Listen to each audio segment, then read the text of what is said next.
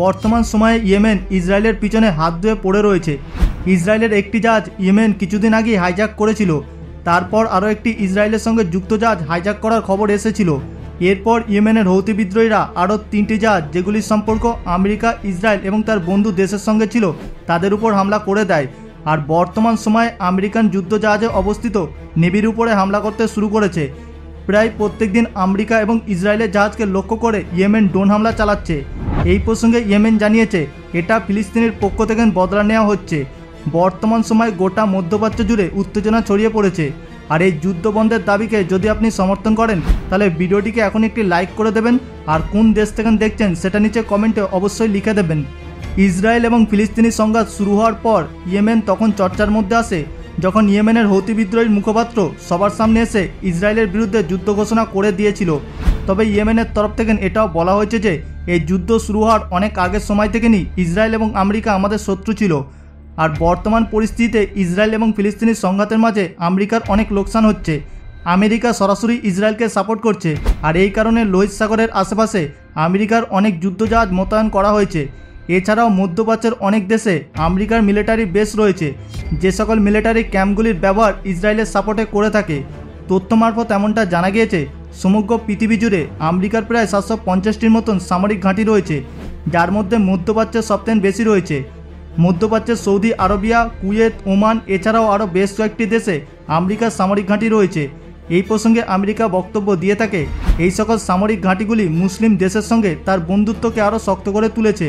আর এই সকল দেশগুলিকে বহিরাগত শক্তির হাত থেকে তারা রক্ষা করে থাকে। তবে বিশ্লেষকদের মতামত অনুসারে এই সকল সামরিক ঘাঁটির সাহায্যে আমেরিকা ইসরায়েলকে অধিক মাত্রায় প্রোটেকশন দিয়ে থাকে। আর মধ্যপ্রাচ্য সর্বদা তার সাপোর্টে দাঁড়িয়ে থাকে, যার ফলে স্থানীয় মানুষজন এই সামরিক ঘাঁটিগুলিকে সরিয়ে দেওয়ার জন্য প্রস্তাব দিয়ে থাকে। ইসরায়েলের প্রতিবেশী দেশ সিরিয়া এবং তার পাশে অবস্থিত ইরাকেও আমেরিকার সামরিক ঘাঁটি উপস্থিত রয়েছে। গোয়েন্দা সূত্র মারফত এমনটা বলা হয়েছে যে এই সকল সামরিক ঘাঁটির সাহায্যে ইরান থেকে ফিলিস্তিনে অস্ত্র যাওয়ার দিকটা আমেরিকার নজরে রেখেছে। তবে সিরিয়াতে যতগুলি অয়েল ফিল্ড রয়েছে তার মধ্যে 90% আমেরিকার কন্ট্রোলে রয়েছে। আর এক্সপার্টদের মতামত অনুসারে সিরিয়া থেকে যে পরিমাণ অয়েল বের করা হয় তার মধ্যে 80% আমেরিকার সৈন্যরা চুরি করে এক্সপোর্ট করে থাকে। অর্থাৎ এই সকল সামরিক ঘাঁটিগুলির ব্যবহার আমেরিকা মধ্যপ্রাচ্যের মুসলিম দেশের সঙ্গে বন্ধুত্ব গড়ে তোলার জন্য নয়, বরং অধিক মাত্রায় ফায়দা নেওয়ার জন্য করে থাকে। বিগত এক দশক থেকে আমেরিকার সৈন্যরা সিরিয়াতে খুব ভালোভাবে কাটিয়ে এসেছে আর তাদের গোপন কাজগুলি বেশ ভালোভাবে চালিয়ে যাচ্ছিল। তবে 2 মাস আগে যখন ইসরায়েল এবং ফিলিস্তিনের যুদ্ধ শুরু হয় তখন থেকে আমেরিকার এই সামরিক ঘাঁটিগুলিকে লক্ষ্য করে মিসাইল এবং ড্রোন হামলা শুরু হয়েছে। সিরিয়া এবং ইরাকে অবস্থিত আমেরিকার সামরিক ঘাঁটিকে লক্ষ্য করে হৌতি বিদ্রোহীরা এবং ইরান সমর্থিত অন্যান্য সশস্ত্র গোষ্ঠী ভয়ঙ্কর ড্রোন এবং মিসাইল হামলা চালিয়েছে, যার মধ্যে 40টির মতন ড্রোন এবং মিসাইল এই সকল সামরিক ঘাঁটিতে সাকসেসফুলি বিস্ফোরণ ঘটিয়েছে, যার ফলে প্রতি উত্তরে আমেরিকাও হামলা চালিয়েছে। আর লোহিত সাগরে অবস্থিত মার্কিন নৌবাহিনীর জাহাজে ইয়েমেন হামলা চালিয়েছে।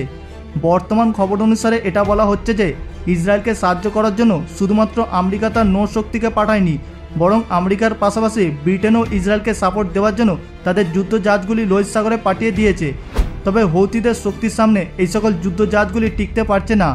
ব্রিটেনের তরফ থেকে জানানো হয়েছে তাদের একটি জাহাজকে লক্ষ্য করে হৌতিদের তরফ থেকে ড্রোন হামলা চালানো হয়েছে। হৌতিরা অক্টোবরের শেষের দিক থেকে মধ্যপ্রাচ্যের শত্রু দেশগুলিকে টার্গেট করতে শুরু করেছে। আমেরিকার নিউজ চ্যানেল ফক্স তথ্য দিয়েছে ডিসেম্বর শুরু হওয়ার পর সকাল 10টা থেকে এই হামলা 5 ঘন্টা পর্যন্ত চলেছিল, যেখানে হৌতি বিদ্রোহীরা ইসরায়েলের পাশাপাশি তাকে সাপোর্ট করা অনেক জাহাজকে টার্গেট করেছে, যার মধ্যে শুধুমাত্র যুদ্ধজাহাজ নয় বরং বাণিজ্যিক জাহাজও উপস্থিত রয়েছে। হৌতিদের এই সকল মিসাইল এবং ড্রোনগুলিকে আমেরিকান যুদ্ধজাহাজ থেকে মিসাইল ছুড়ে আটকানোর চেষ্টা করা হয়েছে। তবে তার মধ্যে কিছু ব্যালিস্টিক মিসাইলকে তারা আটকাতে পারেনি, যার ফলে হৌতিদের ছোড়া ব্যালিস্টিক মিসাইল ব্রিটেনের জাহাজে বিস্ফোরণ ঘটায়। পরবর্তীতে ব্রিটেনের তরফ থেকে একটি টুইটারের মাধ্যমে জানানো হয় ইরানের সাপোর্টে হৌতিদের এই হামলাকে আমরা নিন্দার চোখে দেখছি। এই প্রসঙ্গে আমেরিকা জানিয়েছে হৌতি বিদ্রোহীরা এখনও পর্যন্ত যতগুলি হামলা চালিয়েছে সেগুলি সব ইরানের সাহায্যে হচ্ছে, যদিও বা এই সকল অভিযোগগুলিকে ইরান অস্বীকার করেছে আর ভুল ইনফরমেশন বলে আখ্যা দিয়েছে। জাহাজগুলির উপর হওয়া এই আক্রমণের পর ইরানের পররাষ্ট্রমন্ত্রী বক্তব্য দিয়েছে হিজবুল্লাহ এবং হৌতি বিদ্রোহীরা ইসরায়েলে বারংবার হামলার বিরুদ্ধে এখনও পর্যন্ত যে সকল পদক্ষেপ নিয়েছে বা হামলা করেছে সেটাতে ইরানের কোনো হস্তক্ষেপ নেই। তবে সমগ্র পৃথিবীর মানুষ এটা মনে করে যে এই সকল হামলার পিছনে কোথাও না কোথাও ইরানের হাত রয়েছে। আর হৌতি বিদ্রোহীরা যে সকল মিসাইলের সাহায্যে আক্রমণ করে সেগুলি নাকি সব ইরানের তৈরি। যে মিরসাদ ড্রোন হৌতিদের আর্মি ব্যবহার করছে সেটি ইরানের সাইদ ড্রোনের উপর বেস করে তৈরি করা হয়েছে। আর ইয়েমেনের হৌতি বিদ্রোহীদের কাছে প্রতিনিয়ত যে নিত্য আধুনিক অস্ত্র দেখতে পাওয়া যাচ্ছে তার মধ্যে বেশিরভাগ অস্ত্র ইরানের তৈরি। লোহিত সাগরে বারংবার হামলা হওয়ার ফলে সেখানে বাণিজ্যিক জাহাজ আর যেতে পারছে না, আর আমেরিকার এবং ব্রিটেনের অন্যান্য যুদ্ধজাহাজও এগোতে পারছে না। লোহিত সাগরের উপর দিয়ে যাওয়া বাণিজ্যিক জাহাজগুলি কোটি টাকার বাণিজ্যিক জিনিসপত্র নিয়ে যায়, আর এই সকল বাণিজ্যিক জাহাজগুলি যদি কোনো রকমভাবে হৌতিদের আক্রমণের শিকার হয় তাহলে সেই কোম্পানি এবং যে দেশের জাহাজ তার অনেক টাকার লোকসান হবে। বর্তমান সময়ে আমেরিকা তার মিত্র দেশগুলির সঙ্গে যুক্ত হয়ে লোহিত সাগরের জন্য একটি জয়েন্ট টাস্ক ফোর্স তৈরি করতে চাইছে। এখানে এমন কিছু যুদ্ধজাহাজ থাকবে যারা বাণিজ্যিক জাহাজগুলিকে প্রোটেক্ট করবে আর তাদেরকে লোহিত সাগর থেকে ইসরায়েল পর্যন্ত পৌঁছাবে। এখানে সবথেকে বড় প্রশ্ন হলো যে হৌতি বিদ্রোহীরা আমেরিকার যুদ্ধজাহাজকে লক্ষ্য করে হামলা চালায় তারা অন্যান্য যুদ্ধজাহাজকে দেখে কি চুপ করে বসে থাকবে? এটা কিভাবে মানা যায়? বর্তমান সময়ে হৌতিরা যে সকল জাহাজগুলিকে হাইজ্যাক করেছে আর হৌতিদের আক্রমণ করার কৌশল দেখে আমেরিকা এবং ব্রিটেন এবং ইসরায়েল এখনও চিন্তায় পড়ে গিয়েছে। ইয়েমেনের হৌতি বিদ্রোহীরা পরিষ্কারভাবে জানিয়ে দিয়েছে যতক্ষণ পর্যন্ত ইসরায়েল গাজা উপত্যকায় হামলা চালাবে ততক্ষণ পর্যন্ত আমরা লোহিত সাগরের উপর দিয়ে যাওয়া প্রত্যেকটি জাহাজকে লক্ষ্য করে হামলা চালাবো। তবে হৌতিদের কন্ট্রোলের মধ্যে ইয়েমেনের পশ্চিম এরিয়া আছে, আর এই স্থানটি লোহিত সাগরের সঙ্গে যুক্ত রয়েছে। আর এই কারণে হৌতি নৌসেনারা অনেক শক্তিশালী, যার ফলে তারা খুব সহজেই লোহিত সাগরের উপর দিয়ে যাওয়া বাণিজ্যিক জাহাজগুলিকে ধ্বংস করে দিতে পারে। বর্তমানে হৌতিরা অ্যান্টিসিপ মিসাইল ব্যবহার করছে, যার মধ্যে একটি হচ্ছে ইরানের প্রিসান গোল্ড ব্যালিস্টিক মিসাইল। এই মিসাইলটি 2011 সাল থেকে ব্যবহার করা হচ্ছে। গোয়েন্দা সূত্র মারফত এমনটাই তথ্য পাওয়া গিয়েছে যে এই মিসাইল অনেক শক্তিশালী আর কোনো শব্দের গতিতে তার লক্ষ্যের বস্তুকে আঘাত আনতে পারে। এই মিসাইল 650 কেজি পর্যন্ত বিস্ফোরক পদার্থ বহন করতে পারে। এই মিসাইল তার অ্যাডভান্স এআই টেকনোলজির সাহায্যে তার লক্ষ্যবস্তুর পিছু করতে পারে, আর তার একটা টার্গেটও মিস হয় না। আর এর মধ্যে থাকা গাইডেন্স সিস্টেম শত্রুপক্ষের ছোড়া মিসাইল থেকে নিজেকে সুরক্ষিত রাখে, যার ফলে আমেরিকান নেভির পক্ষ এই মিসাইলকে আটকানো অনেক কঠিন ব্যাপার।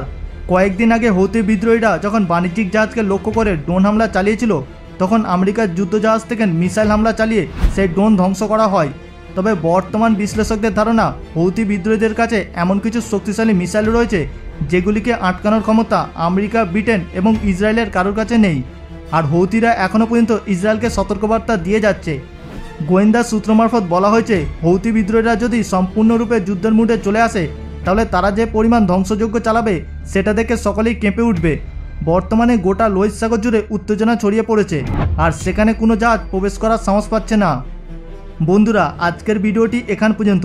ভিডিওটি তথ্যপূর্ণ মনে হলে অবশ্যই একটি লাইক করবেন, নিচে কমেন্টে আপনার মূল্যবান মতামতটি লিখে দেবেন, আর ভিডিওটি আপনার সকল আত্মীয় পরিজন এবং বন্ধু বান্ধবীদের সঙ্গে শেয়ার করে দেবেন। আর আপনাদের মধ্যে যারা নতুন দর্শক তারা এখনই আমাদের চ্যানেলটিকে সাবস্ক্রাইব করে পাশে থাকা বেল আইকনটিতে ক্লিক করে রাখুন। দেখা হচ্ছে পরবর্তী এপিসোডে।